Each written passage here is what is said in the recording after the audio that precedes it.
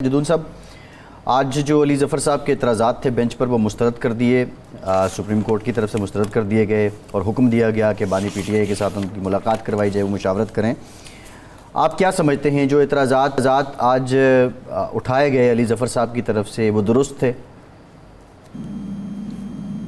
دیکھیں، اگر کوئی فریق جو ہے جو اس کا مقدمہ چل رہا ہے وہ یہ سمجھتا ہے کہ مجھے انصاف نہیں ملے گا یا اس کے جو اعتراضات ہیں وہ کسی ریزننگ پہ منحصر ہیں تو وہ اعتراض تو کر سکتا ہے۔ ابھی بینچ میں ہمارے یہاں پریکٹس یہ ہے کہ عموماً طور پہ جو اعتراضات ہیں وہ ایکسیپٹ نہیں کیے جاتے۔ بہت ریئر کیسز میں اس طرح ہوتا ہے کہ بہت ہی ہائی پرنسپل پہ جج جو ہے کام کرے کہ وہ اس کے بینچ اعتراض ہے تو وہ بینچ سے اٹھ جائے۔ جدون صاحب، ایک تو ہے کہ بینچ پر اعتراض، بینچ کے کسی ممبر پر اعتراض، لیکن علی ظفر صاحب کے تو دو بنیادی اعتراض تھے کہ یہ بینچ کی تشکیل ہی غلط ہے، غیر قانونی ہے،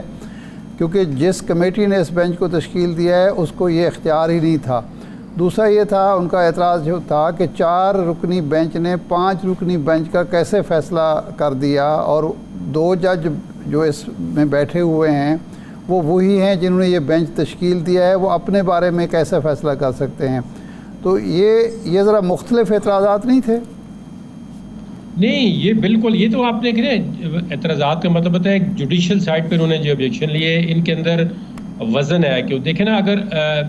آپ کی کمیٹی جو بنی ہوئی ہے وہ پریکٹس اینڈ پروسیجر ایکٹ کے 3 ممبر کمیٹی تھی اور اس کا بیسک انٹینشن یہ تھی کہ 3 سینئر موسٹ ججز آف دا سپریم کورٹ، ایک چیف جسٹس خود اور 2 سینئر موسٹ، اس میں کوئی پک اینڈ چوز کا کوئی سوال ہی نہیں پیدا ہوتا کہ 3 ممبر کمیٹی ہے اور تینوں جو ہے سینئر موسٹ جج آف دا سپریم کورٹ۔ لیکن جب ان کو یہ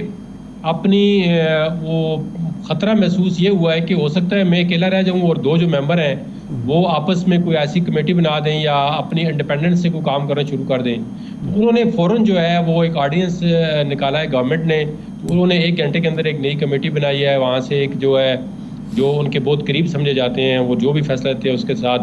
وہ بالکل ہاں سے ہاں ملاتے ہیں، ان جج صاحبان کو 4تھے 5ویں نمبر سے اٹھا کے کمیٹی کا ممبر بنا دیا۔ اچھا، آپ اس کو 1997 کی جو ایک تاریخ تھی، سجاد علی شاہ صاحب اپنی مرضی کے 2-3 ججوں کے ساتھ بیٹھ کے فیصلے کر رہے تھے اور باقی ججز کو اس پر اعتراض تھا، سینئر ججز بھی معترض تھے اس پر، یہ اس سے مماثلت رکھتی ہے اور اس کے نتائج کیا ہوں گے جو تقسیم ہمیں نظر آتی ہے؟ فل کورٹ جو ہے وہ تشکیل دیں، فل کورٹ جو ان کے دن رہ گئے ہیں 20-22 ان کا فیصلہ کرے کہ یہ کام کس طرح کرنا ہے، کیونکہ جو آرٹیکل 199 آف دا کانسٹیٹیوشن ہے میں وہ پاور دیتا ہے سپریم کورٹ کہ وہ اپنا پریکٹس اینڈ پروسیجر جو ہے وہ خود اڈاپٹ کرے گی، لیکن انہوں نے کہا جی چلو پارلیمنٹ جو ہے ان کی سوورینٹی مانی، تو پارلیمنٹ نے اپنی سوورینٹی کو ختم کر کے ایک آرڈیننس نکالا۔ اب اس آرڈیننس کے بارے میں قاضی فائزہ کے خود ریمارکس ہیں کہ پارلیمنٹ کو لگا دو، اگر آپ نے آرڈیننس نکالنا ہے تو بھائی پارلیمنٹ تو کھلی ہے، ٹھیک ہے، تاکہ بھی نہیں لگایا، اور آپ نے تو اس کا ایک مطلب ہے ایک ڈسکریشنری پاور کا ایک اور دروازہ کھول دیا پارلیمنٹ کے ساتھ ہی۔ جدون صاحب یہ بتائیے، آج جو سپریم کورٹ نمبر 1 ہے اس میں ایک واقعہ اور بھی ہوا کہ مصطفین کاظمی صاحب وکیل ہیں اور انہوں نے یہ چیف جسٹس آف پاکستان کو اور بینچ کو دھمکایا کہ آپ ہمارے خلاف فیصلہ نہیں دے سکتے، 500 وکیل باہر کھڑے ہیں، کیسے آپ فیصلہ دیں گے؟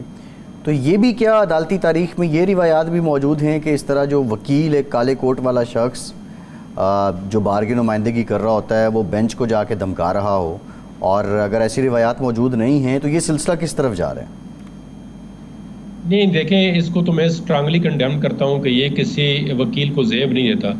چاہے اس کے کیس اگینسٹ ہو، پھر تو معاشرے میں جو ہے اتنی انریسٹ ہو جائے گی، پھر تو فری فار آل ہوگا کہ ایک وکیل جا کے سپریم کورٹ کے اندر اوپنلی کہہ دے ٹھیک ہے آپ نے جس طرح علی ظفر ان کا وکیل ہے یا کوئی بھی ان کا انگیج وکیل ہے پراپر طریقے سے دیکھیں نا، جو کیس کے اندر انگیج وکیل نہیں ہوتا وہ تو کچھ کہہ ہی نہیں سکتا انلیس کہ کورٹ سے خود کال نہ کرے کہ جی آپ کو اسسٹ کریں، وہ تو اس طرح تو 200 وکیل اندر بیٹھے ہوتے ہیں، ہر وکیل ہاتھ کھڑا کر کے روسٹرم پہ چلا جائے پھر تو آپ کیس نہیں سن سکتے۔ تو یہ تو اس نے بڑا جو میں تو اس کی اس جو حرکت ہے اس کو اسٹرانگلی کنڈیم کرتا ہوں، اس طرح نہیں ہونا چاہیے، اور جو ادھر باڈیز ہیں ان کو دیکھیں نا، شاہ سے زیادہ شاہ کے وفادار نہیں ہونا چاہیے۔ آپ ٹھیک ہے کہ ہم بھی کسی ہر وکیل جو ہے کوئی نہ کوئی کسی پارٹی کے ساتھ افیلیشن رکھتا ہے، اس کا یہ مطلب نہیں ہے کہ جا کے اور کورٹ کا ایک ڈیکورم ہوتا ہے، چاہے جو فیصلہ دیتے ہیں اس کے لیے یہی تو ہم کہہ رہے ہیں کہ فیصلہ جو بھی آتا ہے یہ تو گورنمنٹ کو ہم کہہ رہے ہیں کہ بھائی آپ اگر ان ججز کا فیصلہ نہیں مانتے تو آپ کے پاس اور کوئی آپشن ہی نہیں ہے، آپ مانیں، آپ ریویو میں جائیں۔ تو اس لیے کسی وکیل کے خلاف یا کسی پارٹی کے خلاف جو فیصلہ آتا ہے تو اس کے لیے ایک لیگل ریمیڈی موجود ہوتی ہے. تو اس کا یہ مطلب نہیں ہے کہ آپ جا کے تھریٹ کرنا شروع کر دیں کہ ہم نہیں مانتے. اچھا یہ فرمائیں جدون صاحب، یہ فرمائیں کہ یہ جو فیڈرل کانسٹیٹیوشنل کورٹ کی بات ہو رہی ہے، پیپلز پارٹی، مسلم لیگ نون، باقی پارٹیز جو ہیں وہ کہتے ہیں جی ہم نے تو چونکہ چارٹر آف ڈیموکریسی میں اس کا وعدہ کیا تھا، اور اس وقت جو معاملات ہیں عدالتی تقسیم ہے یا انصاف کا معاملہ ہے اس کے بغیر ہو ہی نہیں سکتا، لیکن وکلاء اس کی مخالفت کر رہے ہیں، مختلف باڈیز کے بیانات آ چکے ہیں. آپ کو بنیادی اعتراض اس کانسٹیٹیوشن کوڈ پر کیا ہے؟ مجھے سب سے بڑا جو میری اوپینین میں اعتراض ہے وہ اس کی ٹائمنگ پہ ہے. اچھا، کہ اگر آپ نے کانسٹیٹیوشن کوڈ بنانی تھی تو 2006 سے لے کر 18 سال تک مختلف ادوار میں ان پارٹیوں کی حکومت آئی ہے، جس میں وہ اگر ایک صوبے کا نام چینج کر سکتے ہیں، پورے آئین کو ری اسٹرکچر کیا انہوں نے 18th امینڈمنٹ کے، تو اس میں اس وقت انہوں نے کوئی کوڈ نہیں ڈالی. تو اگر یہ ان کے پاس ریزننگ کوئی نہیں ہے. اچھا، اگر یہ کہتے ہیں یہ بیک لاگ کم کرنا، میں آپ کو میری بات ابھی آپ کے چینل سے میں بتا رہا ہوں، میری آج کی خبر یا آپ کی بات میرے ریکارڈ پہ آپ لیں، نوٹ کر لیں کہ کنسٹیٹیوشن کوڈ بننے کے بعد اس کے اندر اتنا بیک لاگ جمع ہوگا، اتنے کیسز ڈیلے ہوں گے کہ آپ سوچ ہی نہیں سکتے. اچھا، اس کی میں آپ ایک مثال دیتا ہوں، جو لیگل مثال دے رہا ہوں. مثال کے طور پر اگر یہ بنانے میں کامیاب ہو جاتے ہیں، کوڈ بن جاتی ہے جس طرح بھی بنتی ہے، جو بھی جج لگتا ہے، ایک بندہ مرڈر کا فیصلہ سپریم کورٹ سے کرانے کے بعد آرٹیکل 10A جو فیئر ٹرائل ہے، وہ فنڈامنٹل رائٹ ہے، وہ کانسٹیٹیوشنل رائٹ ہے، یا کوئی اور اس کے فنڈامنٹل جو ایشوز آئیں کنسٹیٹیوشن کے، پھر وہ کنسٹیٹیوشن کورٹ دوبارہ جائے گا تو پھر اس کا فیصلہ وہاں پہ 10 سال اور لگیں گے. تو یہ اتنا بیک لاگ جمع ہو جائے گا. دیکھیں اس کے بڑی ریپرکشنز ہیں، انہوں نے ڈسکشن نہیں کی ہے، اس کی ٹائمنگ بڑی غلط ہے. اس کی جورسڈکشن جو ہے اس کو ڈیسائیڈ کرنا چاہیے کہ اگر ایک کرمنل کیس کے اندر کچھ کانسٹیٹیوشن میٹر آئے گا تو پھر یہ کورٹ کس طرح سنے گی. ایک ٹیکس کے میٹر میں بہت کانسٹیٹیوشنل چیزیں آتی ہیں، اور کوئی لا کو دیکھیں، آپ کسی بھی لا کے اندر دیکھ لیں، اس کا بیسیکلی جب آپ اسٹیٹیوٹ کو، جب اسی کسی پروویژن کو چیلنج کرتے ہیں تو اس کو اٹارنی جنرل کو نوٹس ہوتا ہے آرڈر 27 کا. اس کی جب کانسٹیٹیوشنلٹی کو یا اسٹیٹیوٹ کو آپ چیلنج کرتے ہیں تو اس کے اندر آٹومیٹیکلی کانسٹیٹیوشن پرابلم آتے ہیں. تو پھر اس کورٹ کے اندر یہ اتنا چاک ہو جائے گی، یہ کورٹ یہ بنا رہے ہیں. ان کی اسٹریٹجی صرف میرے اندازے میں یہی ہے کہ وقتی طور پہ جو پولیٹیکل سرکمسٹانسز ہیں ان کو ڈیفیوز کیا جائے اور ایک کورٹ بنا دی جائے. ان کی انٹینشن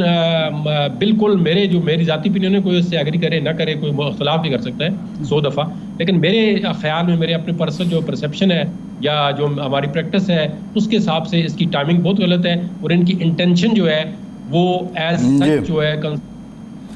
مسئلہ ایڈریس کرنے کے لیے نہیں ہے. اچھا، اس کے سپریم کورٹ پر کیا اثرات مرتب ہوں گے؟ کہا یہ جا رہا ہے کہ یہ سپریم کورٹ کو غیر مؤثر کر دیا جائے گا،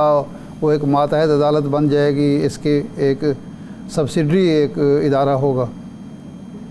یہ بالکل یہ بات ٹھیک ہے. جو انہوں نے ڈرافٹ ایز سچ جو ڈرافٹ کہتے ہیں جو شیئر کیا، اس میں یہی تھا کہ جو فیڈرل کانسٹیٹیوشن کورٹ ہوگی اس کے فیصلے بائنڈنگ ہوں گے سپریم کورٹ پہ،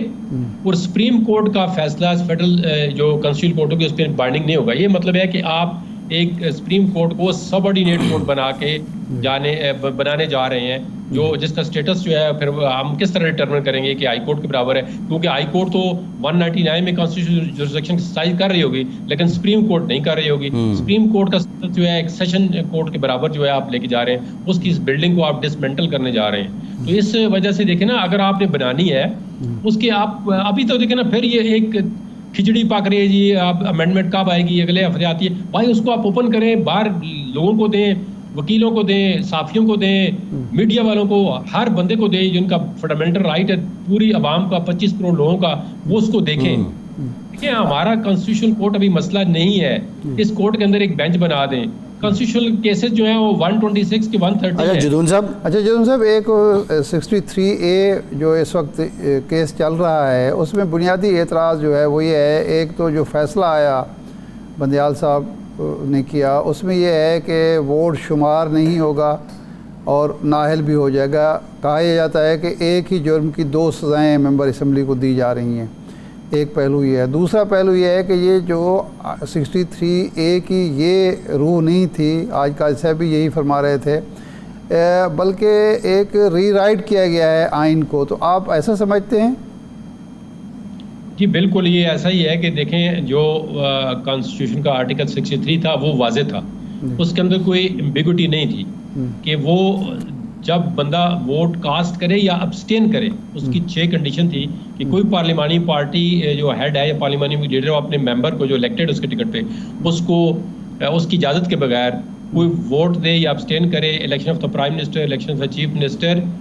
اس کے بعد جو ہے وہ اگر نو کانفیڈنس یا کانفیڈنس ووٹ، اس کے بعد منی بل یا کانسٹیٹیوشنل امینڈمنٹ، یہ 6 کنڈیشن تھی. اس میں اگر اس کی مرضی کے بغیر ووٹ دیتا ہے تو ووٹ ڈالے گا یا ابسٹین کرے گا تو پتہ چلے گا نا. وہ کانسٹیٹیوشن کا آرٹیکل 63(8) ٹھیک تھا، لیکن اس کی وجوہات کیا تھی کہ انہوں نے کیوں اس طرح کیا ہے.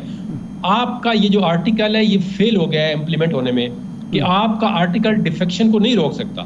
اب اس کا حل یہ تھا کہ آپ اس کو ری رائٹ نہ کرتے بلکہ پارلیمنٹ کو کہتے کہ جی اس کو ریکنسیڈر کریں، اس آرٹیکل کو یا تو ختم کر دیں یا اس آرٹیکل کا اس طرح کوئی اس کے اندر شک ڈالیں کہ بندہ جو ووٹ کاسٹ کرتا ہے اس کی شمار نہیں ہوگی. لیکن سپریم کورٹ جو ہے انہوں نے یہ آرٹیکل ری رائٹ کیا ہے. آرٹیکل اپنی اوریجنل شکل میں اس میں کوئی شک نہیں ہے کہ ڈیفیکشن کو روکنے میں ناکام ہو چکا ہے. کیونکہ میں آپ کو ایک ایگزامپل دے دوں، آپ کا ٹائم ایک سیکنڈ کے لیے لوں گا. جب صادق سنجرانی پہ نو کانفیڈنس تھا تو سینٹ کے اندر 65 ووٹ نکل آئے 34 کے بجائے. تو جن لوگوں نے ڈیفیکشن کی ہے سینٹ کے اندر چیئرمین کے الیکشن میں، کسی پولیٹیکل پارٹی نے ڈیفیکشن کلاس نہ کسی پہ لگائی ہے، نہ کوئی اس کی سزا ہوئی ہے، نہ کسی کو شو کاز دیا ہے. تو اس وقت 63(a) موجود تھا. ان چیزوں کو مد نظر نہیں وہ ڈٹرمن کیسے ہوتی جدون صاحب؟ وہ تو پھر سیکرٹ بیلٹنگ تھی اس میں،